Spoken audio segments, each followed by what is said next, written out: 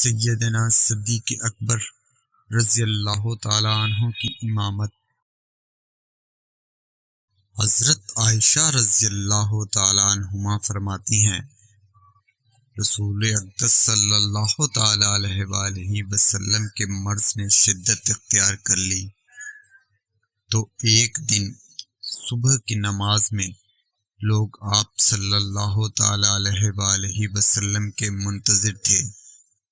آپ صلی اللہ تعالی علیہ وآلہ وسلم نے کئی دفعہ اٹھنے کی کوشش کی، لیکن ہر دفعہ غش آ گیا اور آپ نہ اٹھ سکے۔ آخر آپ صلی اللہ تعالی علیہ وآلہ وسلم نے حکم فرمایا، ابو بکر امامت کریں۔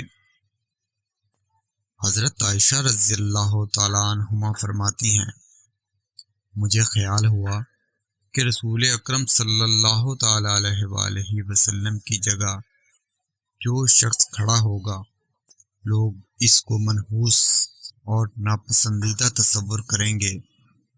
اس لیے میں نے عرض کیا، یا رسول اللہ صلی اللہ تعالی علیہ وآلہ وسلم، ابو بکر بہت رقیق القلب ہیں، ان سے یہ کام نہ ہو سکے گا اور وہ رو دیں گے، یعنی رونے کی وجہ سے امامت نہ کروا سکیں گے۔ لیکن آپ صلی اللہ تعالی علیہ وآلہ وسلم نے یہ سننے کے باوجود دوبارہ یہی ارشاد فرمایا تو میں نے حضرت حفصہ رضی اللہ تعالی عنہما سے کہا، تم عرض کرو۔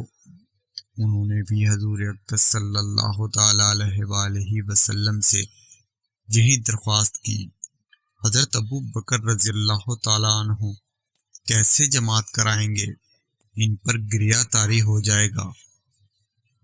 تو آپ صلی اللہ تعالی علیہ وآلہ وسلم نے فرمایا، تم عورتیں یوسف علیہ السلام کو دھوکہ دینے والیاں ہو، کہہ دو کہ ابو بکر رضی اللہ تعالی عنہ امامت کریں۔